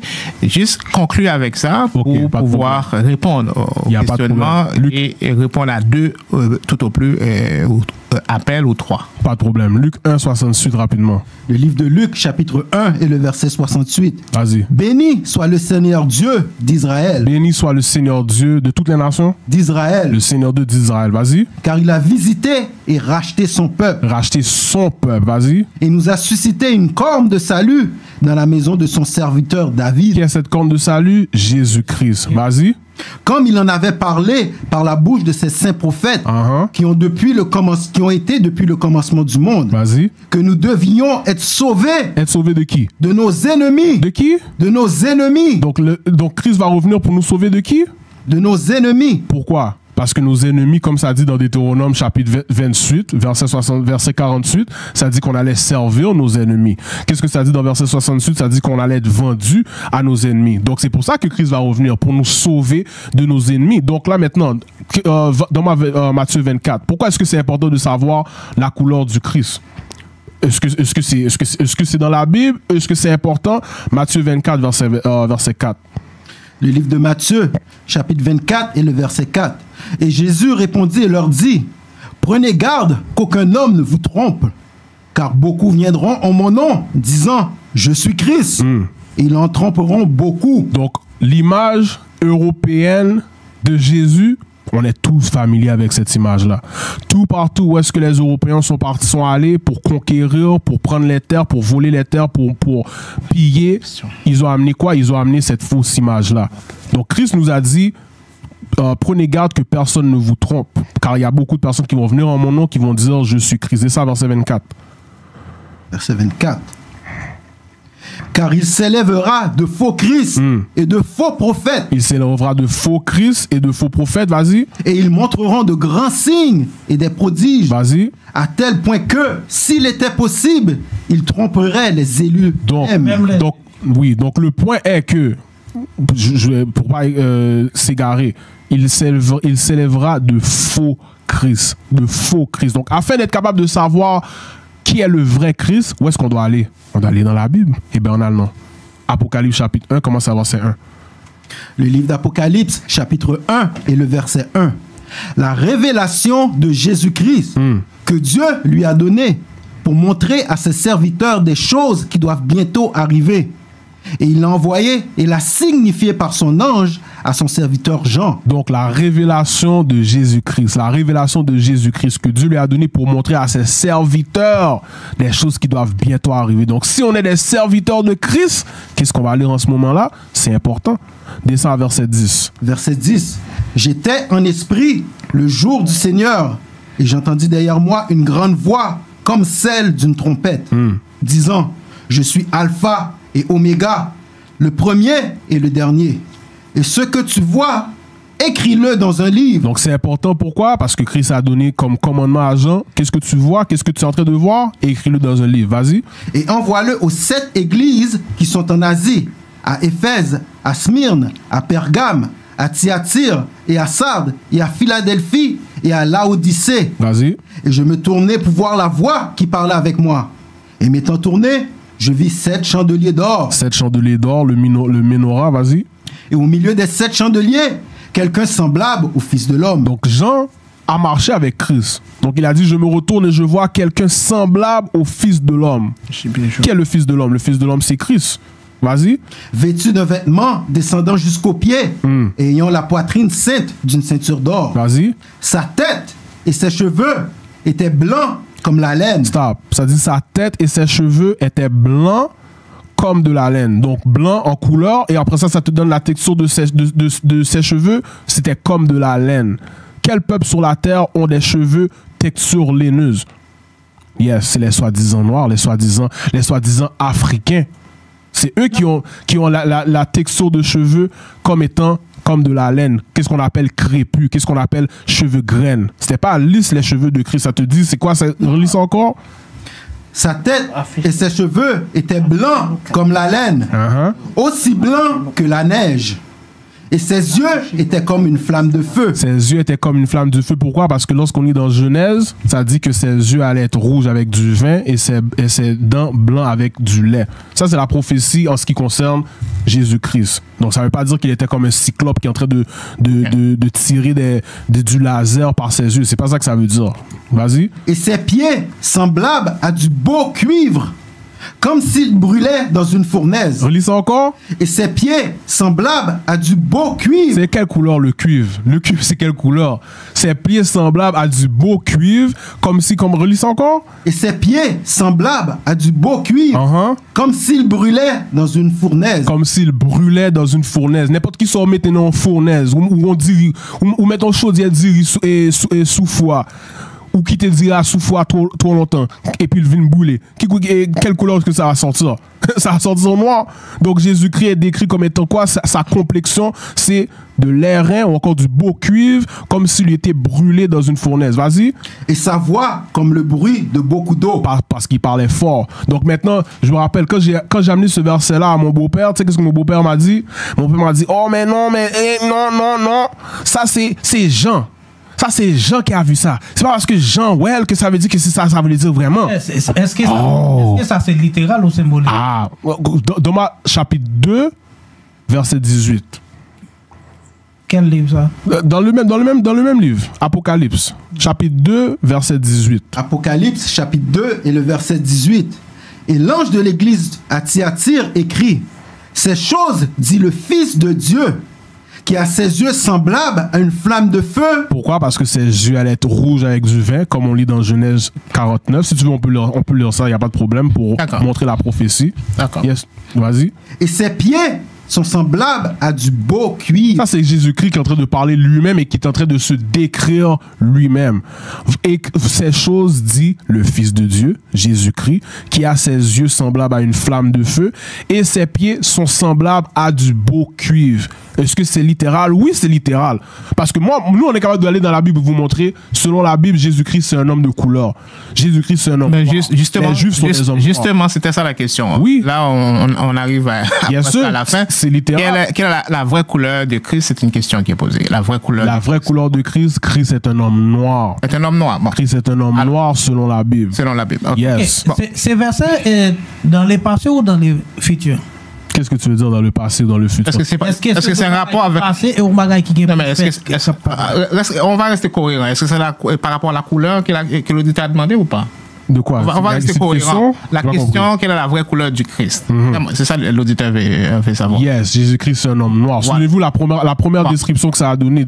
Quand tu lis dans Jean 14, verset 8, Philippe a demandé à Christ, il a demandé quoi? Il a dit, montre-nous le Père, n'est-ce pas? On va pas faire de coca là. On va rester cohérent. Deuxième question, rapidement. Rapidement, pourquoi... Ok. J'ai perdu Emmanuel. C'est pas des questions, ça. Oui, c'est des questions. Moi, j'ai vu des questions. Est-ce que... Oui. La question, est-il possible de démontrer que les Juifs sont noirs en prouvant... Mais c'est une question. En prouvant que Moïse était noir lui aussi. C'est une question ou pas? Bien sûr. Oh, ça c'est une bonne question, ça. Voilà. Pourquoi tu fais pas? Va dans Exode. On a deux versets pour donner pour Exode. Pour Moïse, pardon. Pour prouver que Moïse... Oui, rapidement. Yes, Exode, chapitre 2. Où est-ce que ça a pris que ça dit que Moïse était comme... On l'a pris pour un Égyptien? Parce que... Vas-y. Exode, chapitre 2 et le verset... je commence au début de l'histoire ou... Tu peux lire rapidement. Ok. Exode 2 et le verset 16. Or, le prêtre de Madian avait 7 filles. Oui. Et elles vinrent et puisèrent de l'eau et remplirent les auges pour abreuver le troupeau de leur père. Et les bergers vinrent et les chassèrent. Mais Moïse se leva et les aida et abreuva leur troupeau. Descend verset 19. Donc, en gros, c'est ça que Moïse a fait. Il a sauvé les filles du prêtre de Madian. Après ça, les filles du prêtre de Madian sont allées voir leur père pour dire quoi à leur père? Vas-y. Et elles dirent, verset 19, et elles dirent, un Égyptien nous a délivrés de la main des bergers. Un quoi? Un Égyptien nous a délivrés de la main des bergers. Moïse a été confus comme étant un Égyptien. Pourquoi? Parce que les Égyptiens, c'était des Africains. Les Égyptiens étaient noirs. Donc Moïse, on l'a pris pour un Égyptien. C'est pour ça que Moïse a pu grandir en Égypte, se passant comme étant un Égyptien. Paul a été confus comme étant un Égyptien. Lorsqu'on lit avec Joseph et ses frères, lorsque Joseph était au-dessus de l'Égypte et que ses frères sont venus le voir, pour pouvoir, lorsqu'il y avait la famine, il était habillé comme un Égyptien, mais ils ne l'ont pas reconnu. Joseph a reconnu ses frères. Donc, qu'est-ce que ça prouve? Ça prouve que les Égyptiens, un peuple de couleur, c'était la même chose avec les Hébreux. Lorsqu'on parle des Égyptiens qui ont mis les enfants d'Israël en esclavage, c'était un peuple noir qui a mis un autre peuple noir en esclavage. Donc, ça, c'est un verset qu'on peut donner par rapport à Moïse. Donne-moi c'est quoi, chapitre 4? Vas-y. Exode, chapitre 4, et le verset 6. Et le Seigneur lui dit encore, mets maintenant ta main dans ton sein. Et il mit sa main dans son sein. Donc il y avait un film quand j'étais plus jeune, un film avec l'acteur s'appelle Charles Heston. Le film des 10 commandements. J'ai grandi avec ce film-là. Cette scène-là, qu'est-ce qu'on est en train de lire maintenant? Ils n'ont jamais fait de scène sur ça. Vous allez voir pourquoi. Vas-y. Et il mit sa main dans son sein. Et quand il la retira, voici, sa main était lépreuse, blanche comme la neige. Oui, mais causez. Moïse a mis sa main dans son sein et lorsqu'il a retiré sa main est quoi? Sa main est devenue blanche, était lépreuse, blanche comme la neige. Si Moïse était déjà blanc, c'est impossible que sa main puisse devenir blanc. Continue. Et il dit, remets ta main dans ton sein. Et il remit sa main dans son sein et il la retira de son sein. Et voici, elle était redevenue comme le reste de sa chair. Comme le reste de sa chair, ça veut dire quoi? Brune. Ou encore, comme on dit aujourd'hui, noir. Donc ça, c'est... Qu'est-ce qu'on est en train de prouver? Moïse était un homme de couleur. Moïse était noir. S'il était blanc déjà, pourquoi est-ce que ça dirait que sa main est devenue lépreuse et devenue blanche comme la neige? Non, Moïse était noir. C'est pour ça qu'on pensait que Moïse était un Africain, un Égyptien. D'accord. Mais juste pour un petit commentaire, moi, comme j'ai dit, je ne prends pas de position. Je vous laisse aller, libre à vous. Mais moi, si j'ai à prendre un avion d'un pays X en fait, d'un point A à un point B, moi, je n'ai pas besoin de savoir la compagnie de l'avion ou la couleur du pilote. Là. Moi, c'est ça la foi. Hein? J'ai tendance à croire que en fait, les pilotes vont m'amener au bon port. Moi, la couleur, ça passe. C'est pas important. C'est sûr que je fais confiance aux pilotes. C'est comme la foi. Mais la couleur, vraiment, pas besoin de savoir ça si on sait que il est souverain et puis il nous aide. Tu sais pourquoi c'est important? Oui. C'est une réponse simple. La vérité. La vérité. Lorsqu'on dit que c'est pas important, c'est comme si on dit que la vérité n'est pas importante. C'est pour ça, lorsqu'on nous a appris des mensonges pendant 400 ans, 500 ans, on est devenu habitué à ces mensonges-là. Donc là, lorsque la vérité, on nous l'apprend, on a un réflexe naturel, un mécanisme de défense pour qu'on puisse dire automatiquement, c'est pas important. D'accord. Là, j'ai mis ma main sur mon collègue Emmanuel à 15 reprises parce que lui, il veut à tout prix.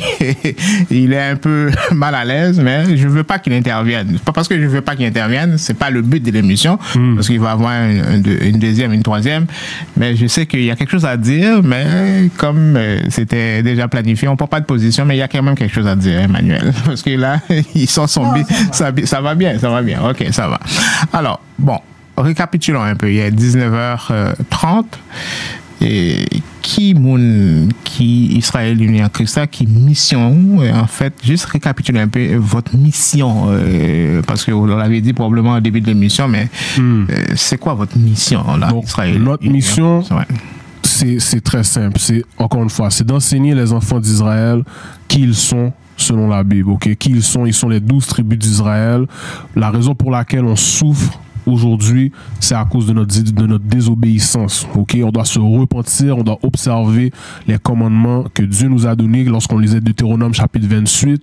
La raison pour laquelle Dieu nous a donné ces malédictions-là qui nous identifient comme étant les enfants d'Israël, c'est parce qu'on a enfreint ces commandements-là. Donc, qu'est-ce qu'on doit faire pour pouvoir revenir à Dieu dans les bonnes grâces de Dieu? C'est observer ces commandements. Toutes les religions qu'on nous a appris, que ce soit baptiste, si le maître d'esclaves était baptiste, les esclaves étaient baptistes.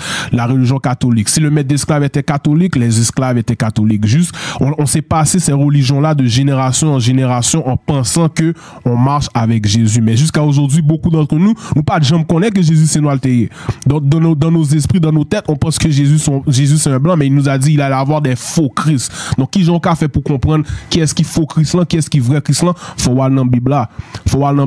Il faut qu'on puisse être capable de lire la Bible avec des yeux nouveaux. C'est ça que ça veut dire être né de nouveau. On n'est pas haïtien selon la Bible, on peut pas trouver ce terme-là. On est les enfants d'Israël. Et le dernier verset que je pourrais lire, Apocalypse 14, verset 12, ça dit voilà. Allez-y, parce qu'il y a deux questions. Les gens réclament plus de temps, mais on va demander à la régie de nous accorder 5 minutes. Voici la patience des saints. Je dis à Madame Soso, c'est pas parce que y a un consigne qui passe. Oui, un consigne qui passe, c'est vrai.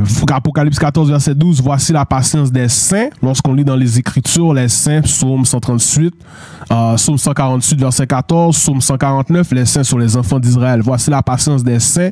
Voici ceux qui gardent les commandements de Dieu et la foi de Jésus. Donc, on doit observer les commandements de Dieu en la foi de Jésus-Christ, un homme noir. Yes. Question. Jésus-Christ pourrait-il être de l'Afrique blanche? C'est une question. Encore une fois, on vient juste de lire la description de Jésus-Christ. Ok? Jésus-Christ, selon la Bible, Jésus-Christ, c'est un homme noir. Ok? Est-ce que je peux utiliser une écriture? On a le temps pour ça? Oui. Daniel, donne-moi Daniel. Avec 15 minutes de Ok. Daniel chapitre. Lis, qu'est-ce que je t'avais demandé? Jean 14, verset 8, est-ce que tu m'as demandé ça? Lis ça pour moi. Jean 14, verset 8. Parce qu'on parle de Jésus-Christ, mais est-ce qu'on peut être capable de trouver la description du Père? Le Père Tout-Puissant, le Créateur? On voit ça. Lis ça. Jean 14, verset 8. Le livre de Jean, chapitre 14 et le verset 8. Philippe lui dit, Seigneur, montre-nous le Père, et cela nous suffit. Jésus lui dit, ai-je été si longtemps avec vous, et cependant tu ne m'as pas connu, Philippe? Celui qui m'a vu a vu le Père. Souem, ouais, papa m'tou. Tu me vois, tu vois mon Père. Ça veut dire quoi? Les deux, ils ont la même ressemblance. Maintenant, est-ce qu'on est capable de voir une description du Père dans la Bible? On va lire une deuxième description du Christ, après ça, on va lire la description du Père. Daniel 10, verset 5, et puis Daniel 9, verset 7. Lis ça. Le livre de Daniel, chapitre 10, et le verset 5. Et je levai mes yeux et regardai, et voici un certain homme vêtu de lin, dont les reins étaient ceints d'or fin du phase. C'est-à-dire qu'il était habillé il était en vert. Quand on regarde, c'est quoi, ses reins étaient ceints d'or du phase. Uphase, c'est vert. Vas-y. Son corps. Pardon. D'or du phase, c'est l'or. C'est le point où est-ce que la couleur de son habillement, c'est le prochain verset. Vas-y, verset 6. Verset 6. Son corps était comme du béryl. Le béryl. Lorsque vous regardez, c'est quoi le béryl? Le béryl, c'est une couleur verte. Vas-y. Et son visage comme la ressemblance d'un éclair. Vas-y, à cause qu'il avait la sagesse, vas-y. Et ses yeux comme des lampes de feu. La même chose qu'on vient juste de lire dans l'Apocalypse. Il avait des yeux comme une flamme du feu, vas-y. Et ses bras et ses pieds. Et ses bras et ses pieds. De la même couleur. Non, pas une couleur dans la Bible, non? De la même couleur. La couleur, c'est pas important, la couleur, qui ça? De la même couleur. De la même couleur, vas-y. Que du cuivre poli. Que du cuivre poli. Et comment est-ce qu'on polit du cuivre? On met ça dans une fournaise. Donc la couleur de Christ, c'est la couleur du cuivre. Cuivre poli, vas-y. Et la voix de ses paroles était comme la voix d'une multitude. Était comme la voix d'une multitude. Maintenant, donne-moi ça. Daniel 7 et le verset 9. Je contemplais jusqu'à ce que les trônes soient renversés et que l'ancien des jours soit assis. Donc Daniel a vu une vision. Il a dit, je contemplais jusqu'à ce que les trônes, les royaumes soient renversés. Ça veut dire quoi? Ça veut dire, lorsque le royaume de Dieu va être établi sur la terre, tous les royaumes doivent tomber. Vas-y. Et après ça dit, et que l'ancien des jours soit assis. Qui est l'ancien des jours? Qui était là avant même que les jours soient créés? Le Dieu Tout-Puissant, c'est lui qui est l'ancien des jours. Vas-y.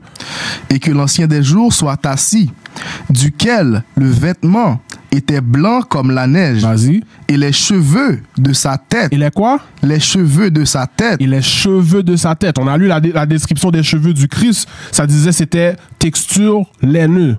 Blanc comme de la laine, vas-y.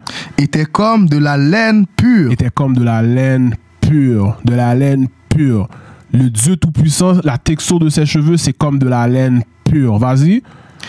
Et son trône était comme des flammes de feu, et ses roues comme un feu ardent. Donc encore une fois, c'est clair, sans équivoque.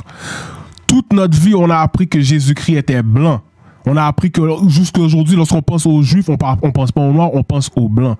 Mais voici ma question. Allez dans la Bible et prouvez-nous que Jésus-Christ est un blanc. Allez dans la Bible et aujourd'hui, on n'a juste pas amené nos livres d'histoire. On a des livres qui ont été écrits, qui ont été des peintures qui datent des années 1300, qui datent des années 1200, qui datent des années 1400, que nos ancêtres ont laissé tout partout où est-ce qu'ils étaient éparpillés, où est-ce qu'ils ont pu peindre à quoi est-ce que Christ ressemblait, à quoi est-ce que les Juifs ressemblaient. On n'a juste pas amené ça aujourd'hui. Pas inquiétez-nous. On va revenir avec ces livres-là pour vous montrer, pas juste selon la Bible. On a les documents historiques pour pouvoir prouver qu'est-ce qu'on apporte. Que Jésus-Christ est un homme de couleur, les Juifs sont des hommes de couleur. Donc pour répondre à la question de la personne, est-ce que ça pourrait que Jésus soit de l'Afrique blanche? Non. D'accord. Ça n'a pas qu'à faire. Deux autres questions. On enchaîne avec deux autres questions.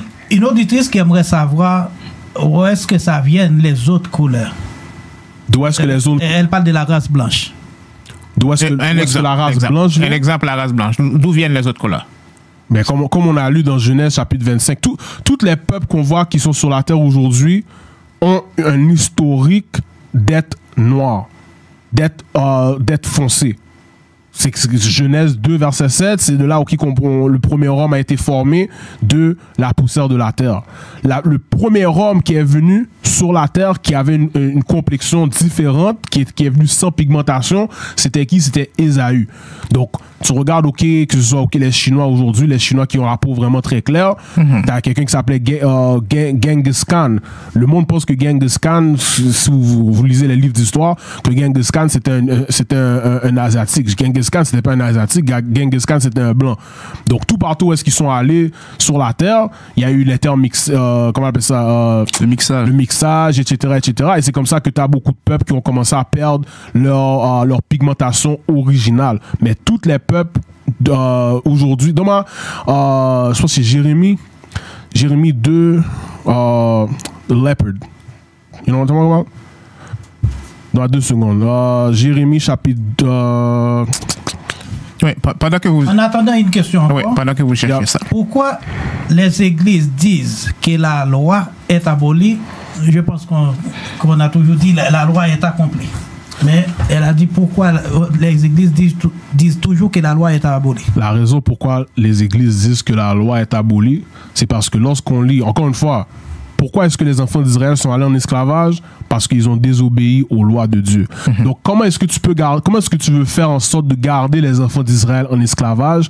Tu dois les déconnecter de leur héritage. Donne-moi ça dans Jérémie 17, verset 4. Tu dois les déconnecter de leur héritage. C'est quoi leur héritage que Dieu leur a donné? C'est la loi de Dieu. Ce sont les commandements. Donc c'est pour ça que maintenant ils ont des doctrines pernicieuses pour continuer à nous garder déconnectés des lois de Dieu. C'est écrit dans la Bible, c'est accompli. Non, pas tout est accompli. Qu'est-ce que Christ est venu accomplir? Lis ça, et puis après ça, donne-moi Actes chapitre 3, verset 19. Mais c'était Jérémie, juste une question d'un auditeur. D'un auditeur, il n'y a pas de problème. Jérémie, chapitre 17, verset 4. Et toi-même, et même toi-même, tu abandonneras l'héritage que je t'avais donné. Notre identité, nos lois, notre Dieu, vas-y. Et je ferai en sorte que tu serviras tes ennemis dans un pays que tu ne connais pas. Donc vous pouvez voir, lorsqu'on a perdu notre identité, simultanément, qu'est-ce qui est arrivé? On a servi nos ennemis. Et lorsque on a servi nos ennemis, qu'est-ce que nos ennemis allaient nous enseigner? D'autres dieux. Comment servir ces autres dieux-là. Donc aujourd'hui, le Dieu qu'on sert, le Jésus blanc qu'on sert, c'est un Dieu qu'on nous dit à l'église, pas besoin d'observer n'importe quelle loi, non, commandement, non, pas besoin d'observer ça, il est venu, il est mort pour nous, on n'a plus besoin d'observer ça. Mais lis ça, qu'est-ce que Jésus-Christ est venu accomplir? Actes chapitre 3, verset 19. Le livre de Actes chapitre 3 et le verset 18. Merci, verset 18, pardon. Mais ces choses que Dieu avait montrées d'avance par la bouche de tous ses prophètes, que Christ devait souffrir, il a ainsi accompli. C'est ça que Christ est venu accomplir à sa première venue. Il est venu accomplir la mort il devait mourir pour les péchés des enfants d'Israël. Il est devenu l'agneau sacrificateur. C'est ça qu'il est venu accomplir. Est-ce qu'on peut expliquer Galates 5, verset 14? Galates 5, verset 14. On va voir.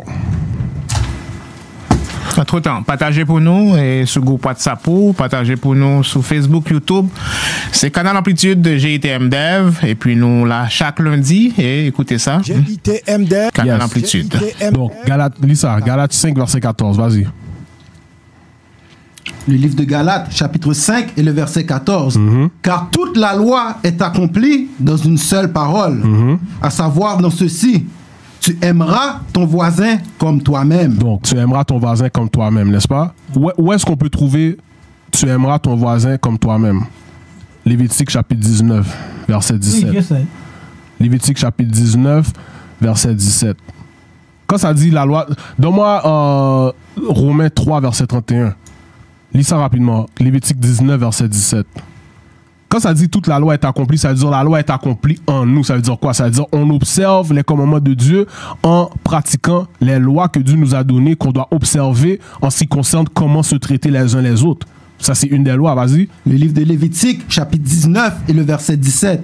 Tu ne haïras pas ton frère dans ton cœur. Vas-y. Et tu ne failliras en aucune manière à reprendre ton voisin et ne permets pas de pécher sur lui. Donc ça ça explique comment aimer ton voisin comme toi-même. Tu vois ton voisin dans le péché, il enfreint les lois de Dieu, tu dois le reprendre. Pourquoi? Parce que le salaire du péché, c'est la mort. Donc si je sais que le salaire du péché, c'est la mort, tu es mon frère, tu es ma soeur, je ne veux pas que tu meurs, alors je dois te reprendre si je vois que tu es dans le péché. Vas-y.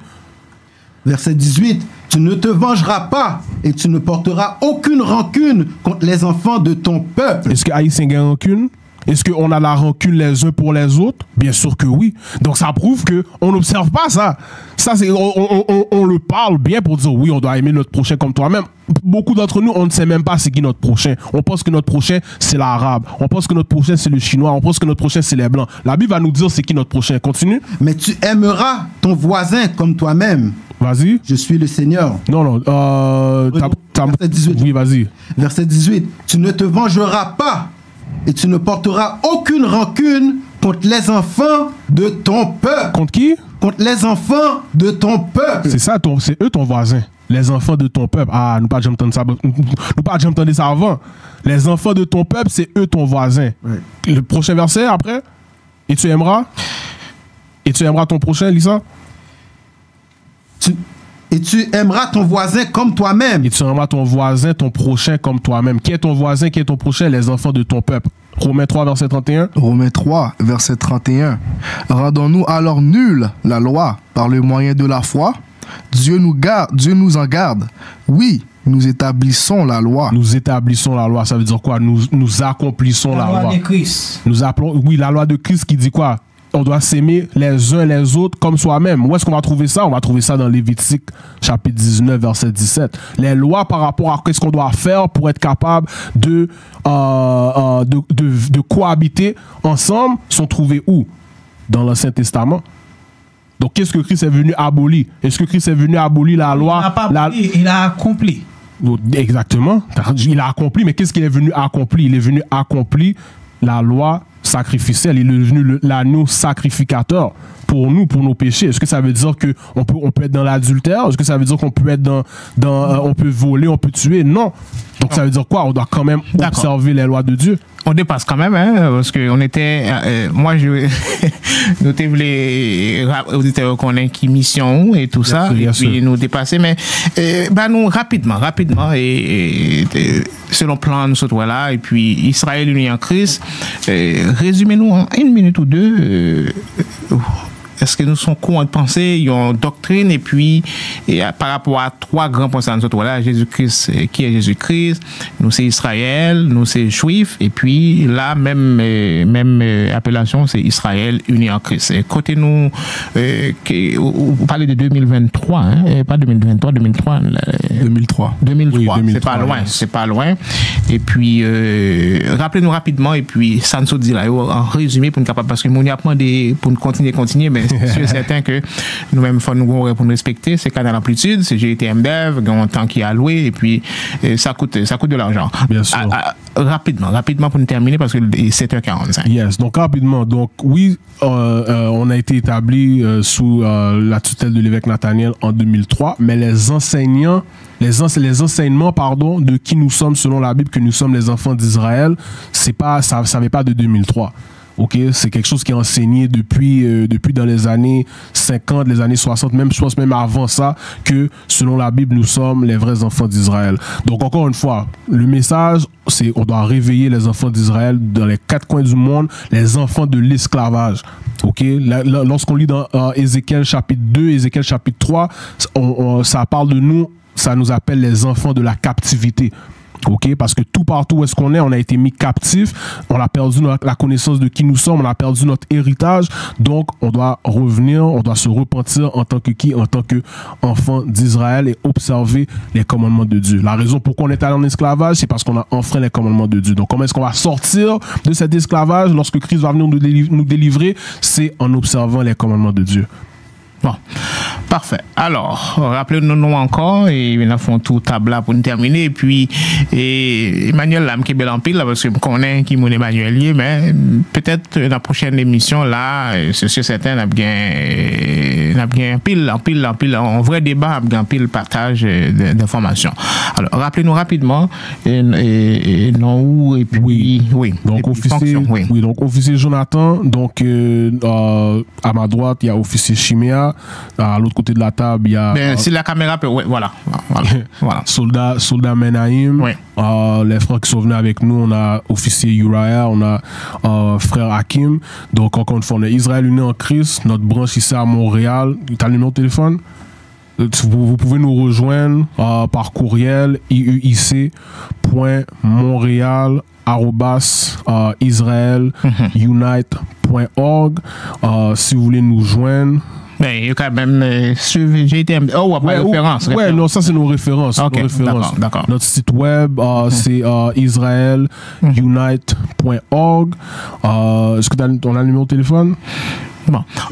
Entre-temps, vas-y. Entre-temps, nous avons rappelé Mounio, nous avons dit merci pour tout commentaire. En pile commentaire, Emmanuel, je crois que ça a été bien passé, mais si on est capable de dire, c'est que vous avez pile référence, c'est comme son mini bibliothèque quand même, ça, c'est à votre soi, et vous avez pile référence chaque sortie, et puis vous avez une référence biblique.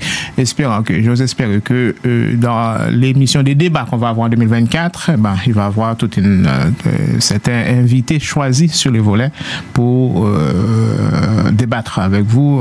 La date va être annoncée et confirmée parce que ça c'est à la demande d'un de vos collègues, Oliel. Yes. C'est ça, mais ça va venir et puis en temps et lieu.